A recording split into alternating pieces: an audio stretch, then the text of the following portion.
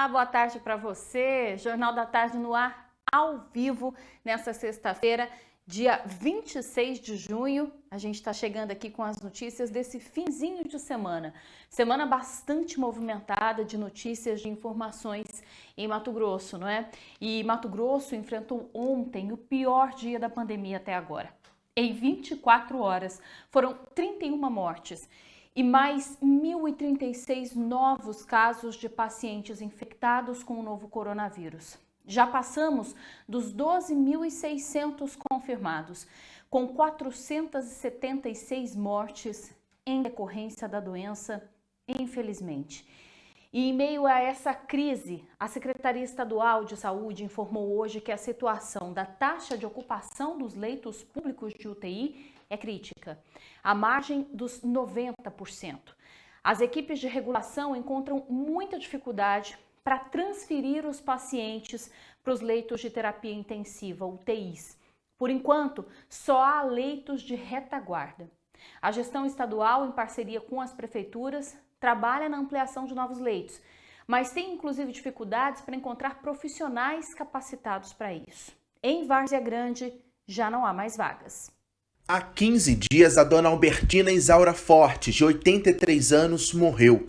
Ela chegou a ficar internada no Hospital Metropolitano, com suspeita de Covid-19.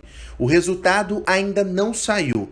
Dias depois, a filha da dona Albertina apresentou sintomas do coronavírus e foi levada às pressas para o pronto-socorro de Várzea Grande. Começou o drama para conseguir uma vaga de UTI. Eu tive que discutir com eles como eles já tratam a gente com ignorância para poder atender minha mãe. Minha mãe já entrou, já foi direto entubada, precisando de uma UTI. Lá não tinha UTI.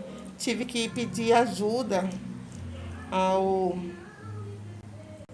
poder público, da defensoria, que me ajudaram, que saiu a liminar. Minha mãe já se encontra internada numa UTI. O município já anunciou, não tem mais condições de realizar internações. O alerta de esgotamento de leitos em Várzea Grande foi emitido ontem. Ninguém fica sem atendimento. Existe uma demora? Com certeza existe. O sistema está em colapso. Ele é um sistema flexível, porque depende de abertura de novas vagas, mas, por exemplo, nós somos não Covid, Várzea Grande é não Covid, ela não atende os casos de Covid, mas ela faz a triagem. Se aparece um paciente com Covid e é detectado isso, imediatamente ele é regulado e o Estado tem que abrir a vaga de UTI, se for o caso, ou de enfermaria, para então ele ser transferido da unidade de Várzea Grande para aquelas 4 unidades no Grande Cuiabá que atende, que é o Hospital Metropolitano, a Santa Casa de Misericórdia em Cuiabá, o antigo pronto-socorro e o Hospital São Benedito. Em compensação, Várzea Grande atende todos os outros casos. Essa é uma realidade enfrentada por vários hospitais de Mato Grosso. O último boletim da saúde informou que a taxa de ocupação de leitos públicos de UTI é de quase 88%. A previsão, infelizmente, é de colapso já nos próximos dias. E esse colapso significa não ter leito nem para rico, nem para pobre, nem para cirurgia letiva, cirurgia de urgência. É isso que chama colapso. Você vai ter um infarto na rua, você não vai ser atendido. É uma situação dramática. Então, se as pessoas não entenderem que isso já está chegando perto de ocorrer em nosso estado, isso vai ser uma coisa muito agressiva para todo mundo. O que demonstra claramente que a maioria dos pacientes que estão procurando assistência hospitalar estão chegando no estado muito grave.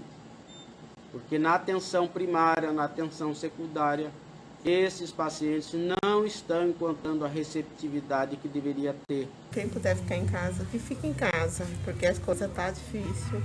E é só a gente que está de frente e está vendo. E está acontecendo um caso na família que a gente sabe. Tá? Quem puder, fica em casa. E faz o uso certo de máscara, de gel, lava bem as mãos, que as coisas estão complicando. Apelo de quem já perdeu um ente querido para a Covid-19, né?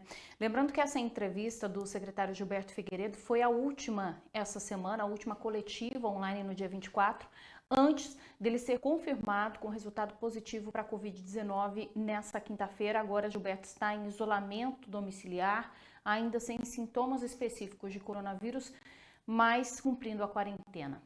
De acordo com o secretário de Saúde de Várzea Grande, Diógenes Marcondes, a preocupação ainda piora considerando que há 41 pessoas aguardando vagas em unidades de terapia intensiva e nas enfermarias de VG. Esses pacientes tratam de Covid-19, ou seja, a fila é grande. Novas licitações foram abertas no município para compra de equipamentos, contratação de equipes completas e consequente instalação de novos leitos na cidade nas próximas semanas. A gente segue acompanhando. E um estudo da Universidade Federal de Mato Grosso e do Instituto Federal aponta que até o final de julho, o número de casos de Covid-19 vai subir para o dobro do número de leitos disponíveis, segundo a pesquisa. Hoje, a oferta e a distribuição de leitos clínicos de UTI para atendimento aos casos de Covid em Mato Grosso não é suficiente. Além de fazer projeções sobre a evolução da doença e, consequentemente, sobre a demanda por essas vagas, os pesquisadores estão alertando que, se nessa velocidade que vem surgindo novos casos da doença, se isso não sofrer alterações, em poucos dias nós poderemos enfrentar o colapso do sistema público de saúde. A distribuição desigual no número de leitos de UTI nas regiões também é responsável por essa situação. Os leitos exclusivos para casos de Covid-19 estão distribuídos em só 9 dos 141 municípios do estado. Para você ter uma ideia, em algumas regiões do estado, como na região leste, por exemplo, a distância até um leito de UTI para um paciente pode ser de quase 700 quilômetros. Por isso, se esses números continuarem nessa crescente, nesse ritmo, como nós temos visto aí, aumentando 1.000 casos por dia, o sistema deve entrar em colapso até o fim desse mês. Lembrando, o próprio Dr. Abdon acabou de dizer que esse colapso significa não só falta de leitos para a Covid-19, mas falta de leitos para qualquer doença. Se qualquer pessoa tiver um acidente, um infarto, não consegue nem na rede privada e nem na rede pública. Por isso, é tão importante a gente cuidar enquanto ainda há tempo, para evitar justamente esses agravamentos. Essa semana, o Senado aprovou a mudança na data das eleições municipais. Agora, quem trabalha com política começa a planejar como serão as novas formas de abordagens das campanhas eleitorais. Foi aprovado no Senado Federal nesta semana a transferência da data das eleições municipais em todo o país. O adiamento foi proposto em razão da pandemia de Covid-19. Ficou assim: o primeiro turno será realizado no dia 15 de novembro e o segundo no dia 29 de novembro. A PEC ainda será analisada pela Câmara dos Deputados Federais. Nós, da bancada federal, a grande maioria, apoiamos essa iniciativa, tendo em vista aqui a grave crise que nós estamos enfrentando. Eu, particularmente, defendi para que tivesse a prorrogação do mandato dos prefeitos e vereadores por 2 anos e nós tivéssemos, então, as eleições unificadas, municipal, estadual e também para presidente da República. Como não é possível, em função da questão legal, então nós estamos apoiando. E a maioria da bancada do estado de Mato Grosso na Câmara vai apoiar essa matéria também. Os especialistas em eleições questionam agora como será realizada a campanha, já que aglomerações não são permitidas, entre outras atividades tão tradicionais no período eleitoral. O Tribunal Superior Eleitoral ele tem falado muito sobre datas, né? Mas ele não tem discutido a maneira de se fazer campanha. Dizem que o pico da pandemia aqui em Mato Grosso vai ser somente por volta de setembro.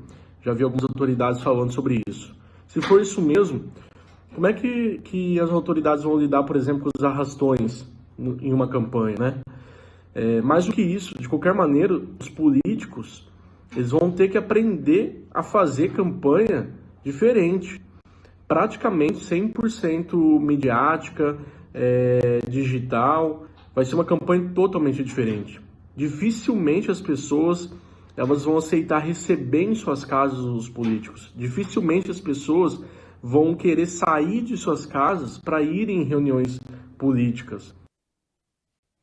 Já se falou na mudança da data, que já foi definida agora, vai só passar pela Câmara, mas praticamente definida, e precisa se falar agora das estratégias, das novas formas de se fazer essa campanha eleitoral. Vamos para o intervalo rapidinho aqui no Jornal da Tarde, daqui a pouquinho eu volto com mais notícias dessa sexta-feira.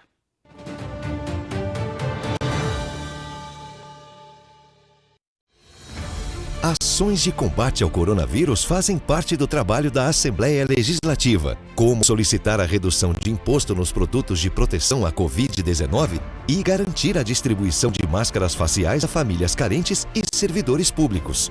Nosso trabalho é possibilitar que as famílias de baixa renda tenham melhores condições para enfrentar a pandemia e que os documentos públicos essenciais aos cidadãos tenham seus prazos de validade flexibilizados.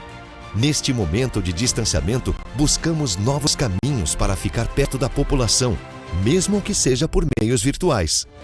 A Assembleia Legislativa mantém todos os seus esforços voltados para que a vida dos cidadãos mato-grossenses siga seu caminho com confiança. Até agora, mais de 150 medidas foram propostas pelos deputados estaduais e muitas delas já foram aprovadas. Este é o nosso trabalho. Assembleia Legislativa de Mato Grosso. Afinal, para você, o que é um ponto? Um ponto pode ser muita coisa, como por exemplo, estrelas, galáxias, uma referência métrica ou geográfica. Para os artistas, um ponto pode ser feito de tinta. Aos otimistas, um ponto final pode ser até mesmo um novo ponto de partida. E ponto também pode ser o de vista, por que não? Mas se esse ponto estiver junto ao outro e ainda em uma conversa com ideias diferentes, aí então só pode ser uma coisa. 2 pontos, o novo programa de debates do Play Agora.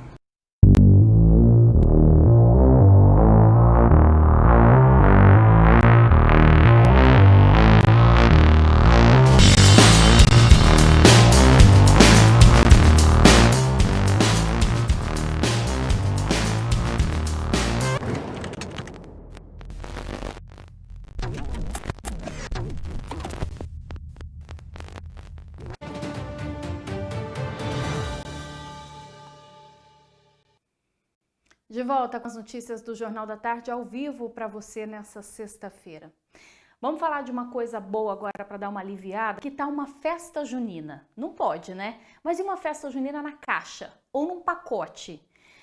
Sem uma das mais tradicionais celebrações dessa época do ano em todo o país, empreendedores e até instituições estão recriando formas alternativas para festejar e também para lucrar.